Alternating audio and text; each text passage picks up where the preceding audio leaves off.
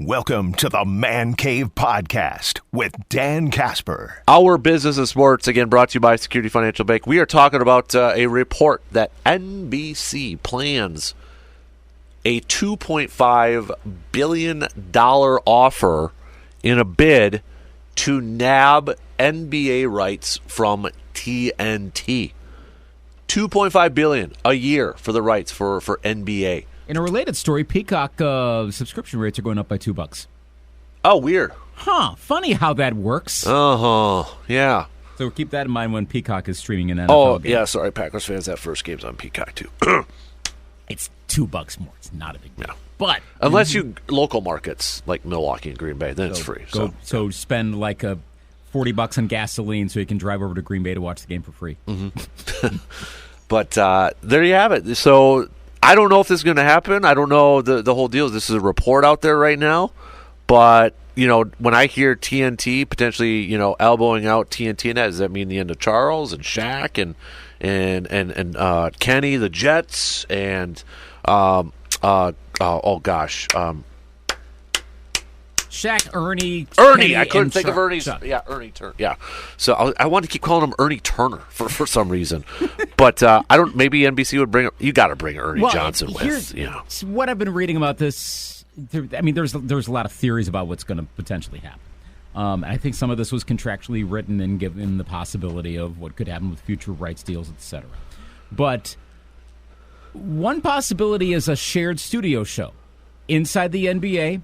On TNT still and NBC. Does it become like a standalone on TNT? There's plenty of people habitually would tune in there. Yeah. This keeps NBC. Part of the theory is this would keep NBC from having to pay for, fully pay for a studio show with. There's a lot that goes into a studio show. This isn't as much as we joke about. Like ESPN mailing in their studio NBA coverage, which is really not that great. I mean, you still got to pay for the people to be on there. All there's a lot, so you wouldn't have to do all of that if you're sharing inside the NBA. And there is a little bit of talk of a partnership between, was it WBG, Warner Brothers Group, or Warner Brothers Distribution, and NBC Universal. Some way, somehow, this could work out. So. I think, okay, would people be, and I say somewhat superficially because this does not actually involve the games, which is what matters, but would people be more happy to get Round Ball Rock as a regular part of our NBA lives? Understand, mind you, though, that apparently not for the NBA Finals and possibly not even for the conference finals because that might be on Amazon. So this might be for select regular season games. I need the Bob Costas commentaries before the NBA Finals. Can he on just NBC? Can they just bring him on to do that? Because he's not with NBC. Couldn't they? Let's bring this fully around, and ABC can hire him and do a little thing before. I was talking about if they go back to NBC. Oh yeah, if they did. Well, but if he could. Yeah. The whole, I just remember the Jordan ones. Whenever he would, go on there, then it's like to the intro. Yeah. Dun, dun, dun, dun, dun. Get the ramp underneath. Or would people be more upset that inside the NBA dissolves? Ernie goes one place, Chuck goes one place, Kenny retires, Shaq does Shaq things, and it's gone. Mm-hmm. And NBC comes up with they're forced to come up with whatever, and everyone is complaining because NBC is an inferior show, and ESPN is still trying to cram in sound bites into 15-second takes and with a million commercials. Yeah. What a pro wants...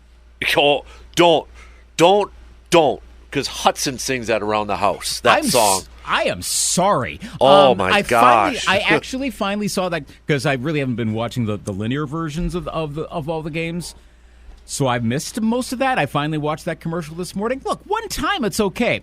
I'm sorry. Yeah, he just the other night in his room because he was watching a basketball game. I could hear him saying, "What a pro wants, what a pro needs." And then Veronica's like, "You do know that's based off a real song, Christina Aguilera, What a Girl Want?" No, it's not. See, because of the talk of that, I've had What a Girl Wants stuck on my head. Oh, of late, which actually is it's legit good pop song. This commercial, I get it, but For those who don't Thanks, know, Chet Holmgren and Shea Gilgeous-Alexander. Yes. Don't play it. I'm not. I will put it this way, folks. If you really want to know what we're talking about, watch literally any NBA playoff game. Yeah.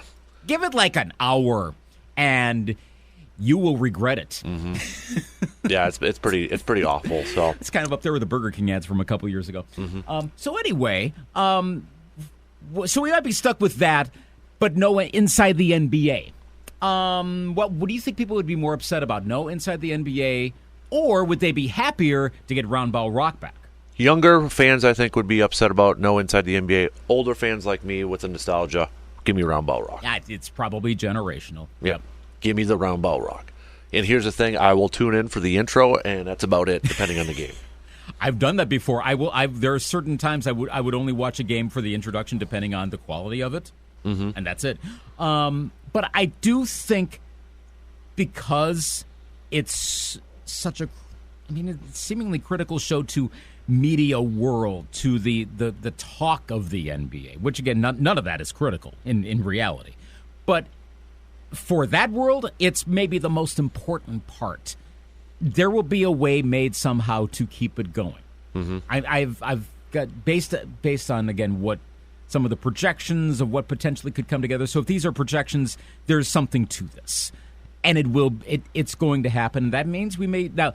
Here's where I wonder, where's Inside the NBA fully going to be on NBC? Like, is this going to be 7 o'clock on a Sunday night, and then Inside the NBA is on after that? Because what about the local affiliates? And like around here, like, sorry, WAU 13 News starts at 11:45 because we needed to get Shaq and Kenny takes in for an hour. Like, a lot of affiliates are not going to want that at all for an NBA game in March. No. That's where I wonder if that becomes a Peacock thing. Mm-hmm. Or do they reverse it? I know the best part of the show is after the games because they're reacting, but does it go on like Football Night in America? And please don't rebrand it as Basketball Night in America. I know that's an NBC thing. Don't call it Inside the NBA. Because with football over there, yeah. Well, plus, that's not that far from what NBC did with the NBA. Mm-hmm. NBA Inside Stuff. Would you be okay with the rebranding to NBA Inside Stuff with Ahmad Rashad starting to make occasional cameos? Summer Sanders. Yeah. Willow. Yeah. She's on ESPN. She used to be on there, I think, for a little bit. Oh, she's an anchor on ESPN now. What's her name? Is it Linda Cohn? Nope. She might have been on the NBA and NBC basketball coverage. Oh. I am so blanking right now. I'm going to look it up right now and tell you who it is. Because you're going to be like, oh, yeah, her. Yeah. What is her name? I can picture her. Okay, I'll figure it out here. Okay. Yeah. Because, I think she was actually on the halftime show for NBA and NBC. And she's on ESPN now. I think she's still on ESPN right now. Oh, boy, I will have to. Hannah Storm? Yes, thank you. Okay, there Hannah you go. Storm, yes. Yep, bring her back, too. See, we can make everyone can be happy here. Mm-hmm. There are ways to do this. Like that. I mean, if they could somehow bring in Ahmad Rashad, look, he's, what, in the 70s now? I mean... He's hanging out, though, isn't he just, hanging out with a bunch of people, Jordan and such, at basketball games now and all that? Actually... He's 74. Ooh, okay. I know. Ahmad Rashad looked like he was 40 for the longest time. Well after his playing career. Remember, he was drafted in 1972. He was the 4th overall pick in the 1972 draft by the St. Louis Cardinals. Well, interesting. He retired after the 1982 season with the Vikings. All right. He's been out of the NFL a long time. Okay, so... Yeah, he's up there. That being said, I would totally want to see him on as a guest guy. Now, and if this happens, NBC resist the temptation to go all NFL pregame show and have 6 or 7 people on set at any given moment. Please, you don't just need to add people because reasons. Right. Side note: props to CBS for trimming the NFL Today. Yes, they did. No Phil Simms and no Boomer. No, and not to say that they're bad at it, but something needed to be done. You needed some fresh blood. Yeah. Matt Ryan's going on there, too, so. Honestly, I probably could have done without Bill Cowher, too. Yeah.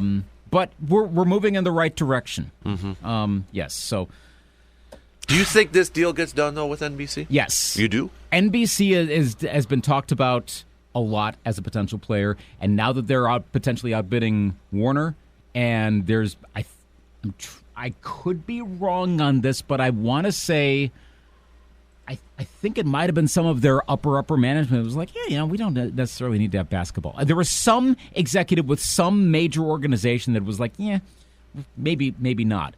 And I want to say it was the Warner-Turner folks at some point. I would not be surprised if this is the end game here. But NBC clearly wants in.